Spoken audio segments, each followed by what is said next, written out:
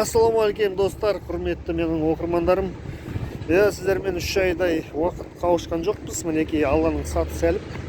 Бүгін мінекей Ақтау қаласындағы біздің осы бір автосалонға келіп тұрмын. Автомаркет 12 дейді. Осы жерде 100-200-ге тарта машина автокөліктер бар екен. Қазір бұларды қарап, қандай бағада сатылып жатыр, қандай условиялармен сатылып жатырған қарайтын боламыз. Оқтан каналға тіркелмесеңіз, лайк басып, комментарий жазып, каналымды қолдап жеріңіздер. Алдыда басқа да автосалондарды түсіретін боламыз, қараймыз, салыстырамыз. Сондықтан менімен бірге болыңыздар. Так, достар, мінекей мынандай бір автокөліктерді қазір есіктің дәл алдына қойылған екен.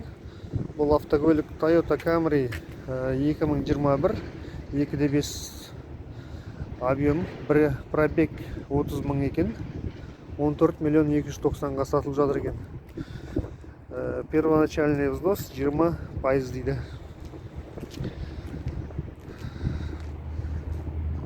Так, бұл жерде Kia K5 автокөлігі 2022 60 километр дейді пробег. Бұл жаңа автокөлік, бағасы 15 миллион 700. Осындай жаңа автокөліктерде бар екен. Кімге қызық болатын болса. Так, Camry 21, 2.5, 24 мың пробег, 17 миллион бағасы. Осындай мінекей. Так, бізде Camry, келесі енді Camry, бізде енді Camry.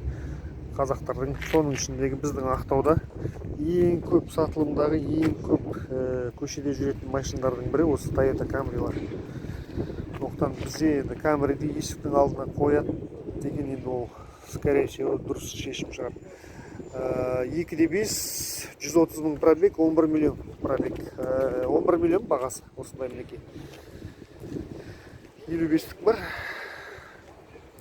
Так, мынау бізде Camry 2015 2.5 9 миллион 166 километр дейді. 166 мың, 2.5 объемы.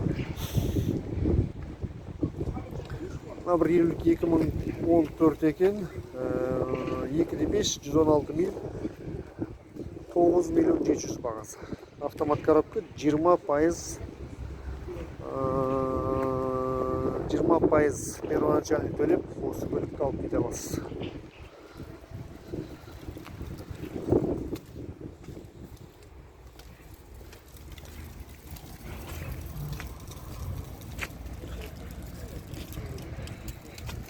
Жалпы 55-ке қарағанда 50-лік жақсы деп өтеді, сондықтан өздеріңіз сіздер қалай ойлайсыздар? Если комплектация 55-тік па, жоқ әлде 50-лік па? Комментарийға жаза кетіңіз.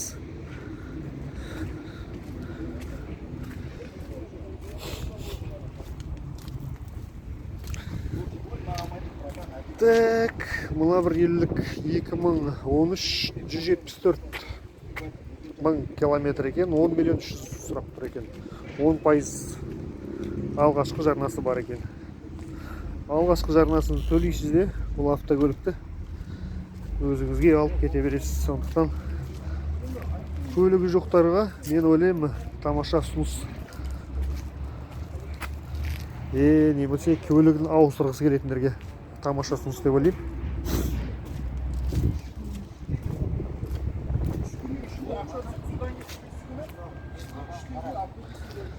Так, Toyota Camry 2021 2.5 41 мың пробег, 14 миллион 200. Мінекей.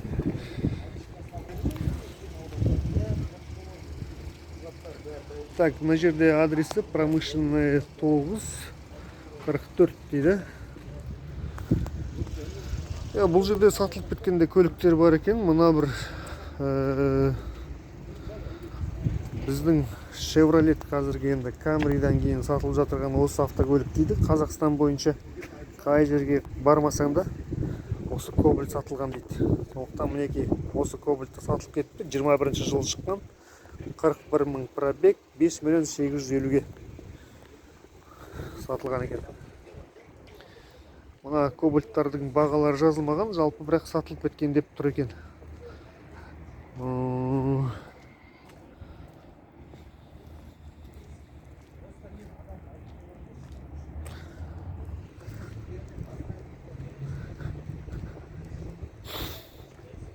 Так, достар, біз қазір шетінен бастап түсіретін боламыз. Так, автокөлік іздеп жүрсеңіз, қандай автокөлік іздеп жүрсіз, қандай бағада іздеп жүрсіз, соны маған комментарийға жазып кетіңіз, каналды қолдап. Ал ендеше кеттік, жалғастырамыз. Мына бір Kia Ceed сатылады екен, 2013 бензин 1.6, 107 мың пробег, 6 миллион 400, 20% алғашқы жарнасын төлейсіз де алып кете бересіз. Так, бұл жерде бампердің бір-екі жерінде сырылған жерін көріп тұрмын. Жалпы жағдайы салоны таза екен. Арт жағы таза, сондықтан ойлаймын жаман емес деп. Енді бізде қазір бұны толықтай үшін қарап түсіре алмаймын, өйткені егерде маған жазсаңыз, осы машинаны көргім келеді десеңіз, мен сіздер үшін толықтай түсіруге дайынмын. Қыздырып көруге деген сияқты. Так, Suzuki Valena 22 бензин 1.5, 800 км, 11 миллион 50 мың теңге дейді. Осындай Suzuki бар екен. Так, Toyota Corolla 21 бензин 1.8, 25 мың миль, 11 миллион 200. 10% төлейсіз де алып кете бересіз. Жалпы салон велюр. Сыртқы жағдайы өте жақсы, тамаша. Маған осы цветтер ұнайды жалпы. Так, келесі автокөлік бізде. Бұл бізде Hyundai Avant 2022 1.6, 9750 километр жүрген екен. 12 миллион 750-ге сатылады. 10% жеңілдік, 10% алғашқы жарнасын төлеп алып кете бересіз.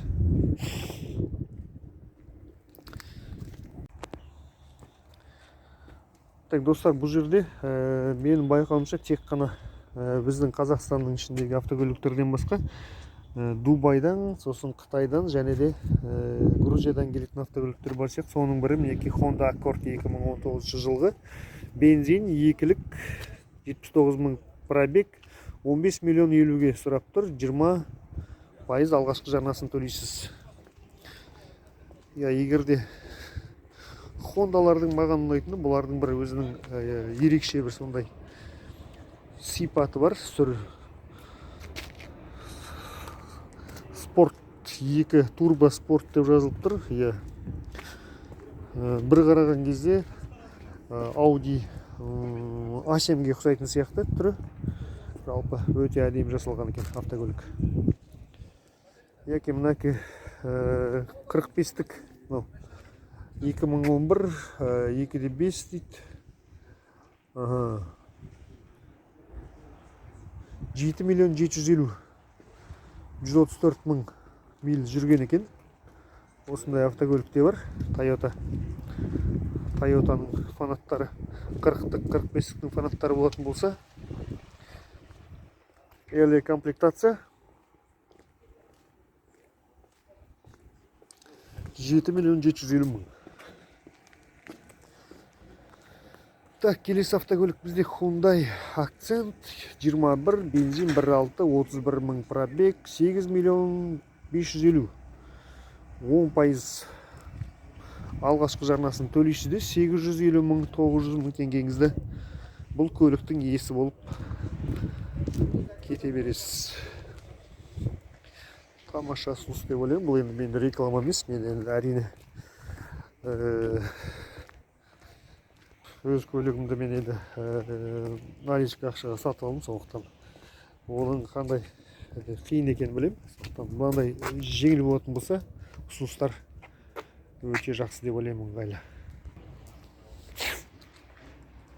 Так, мына бізде Toyota Prado 150-лік 2019 2.7, 68 мың пробег, 22 миллион 250. 10% төлейсіз. Бұл көліктің иесі атанып кетесіз. Hilux 20 миллион деп тұр. Hilux'тар Мына бір Toyota 150-лік 22 жылғы 4-тік дейді, 37 миллион. Қараңыз, 25 километр дейді. Бұл жаңа автокөлік екен. 4-тік объемы 37 миллион. Қалай ойлайсыздар, осындай автокөлікті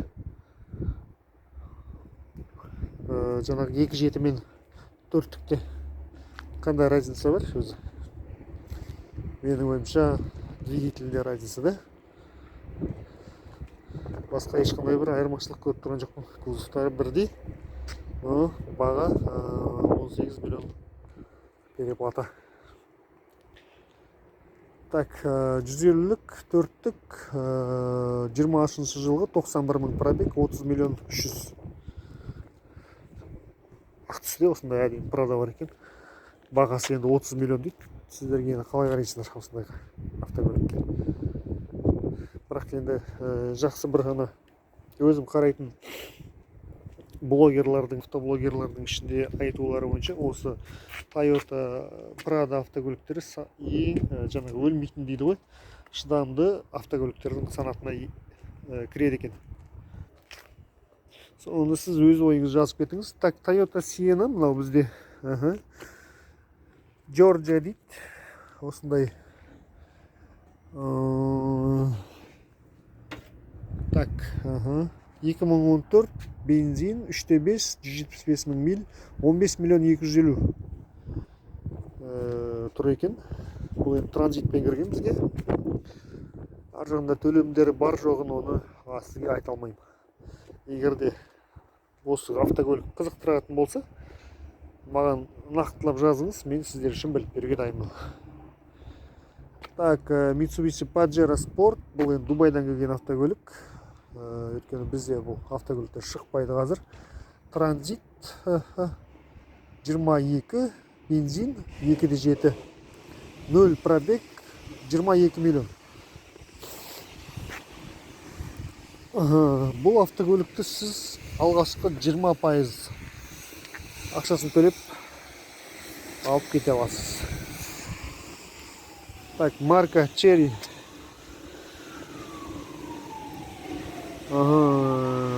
Cherry Tiggo 22 жылғы 9 миллион 800, 22 мың пробег, 1,5 объем.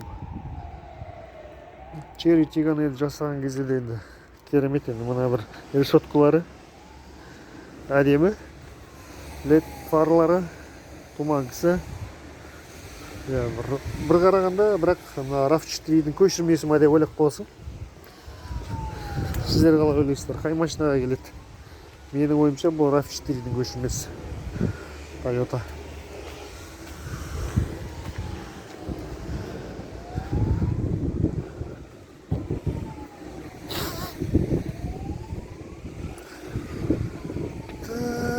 Fortuner, Toyota Fortuner 22, 2.7 объем, 392 километр дейді, 21 миллион. 10% төлеп алып кетесіз.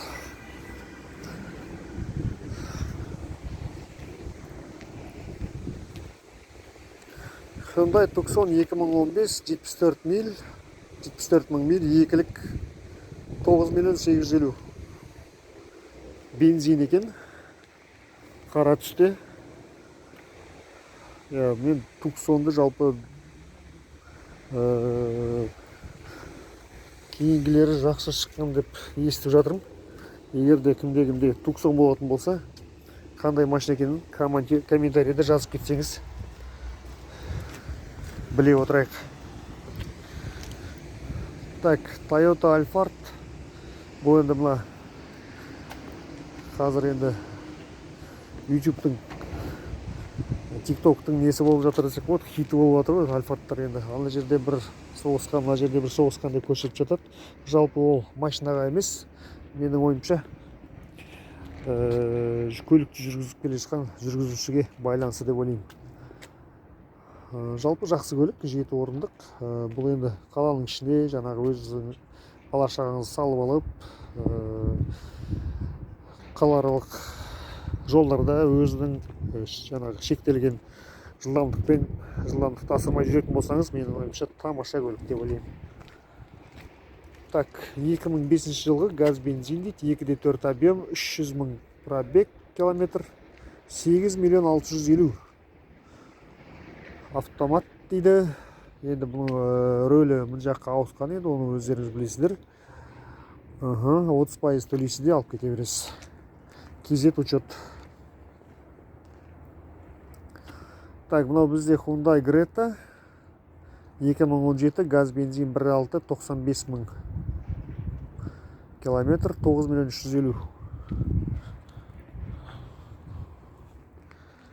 Осындай мінекей Hyundai бар. Бұл енді универсальный деп ойлаймын, бірақ енді ер адамдардан қарағанда әйел адамдарға жақсы жасамай деп ойлаймын. Кішірек автокөлік. Жаңағы балаңызды курсқа апарып, сондай андай-мындай үйдің шаруаларын, тірліктерін бітіруге жақсы көлік деп ойлаймын өзім. Так, бізде Toyota RAV4 20, бензин 2,5, 30 мың пробег, 16 миллион бағасы.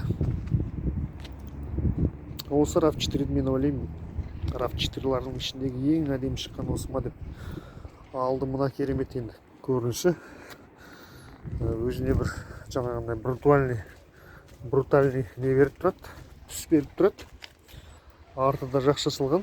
Жалпы мына домалаққа қарағанда осындай кішкене төртбұрышты тік түсетін жаңағы фигуралармен жасалатын болса, менің ойымша машиналар кішкене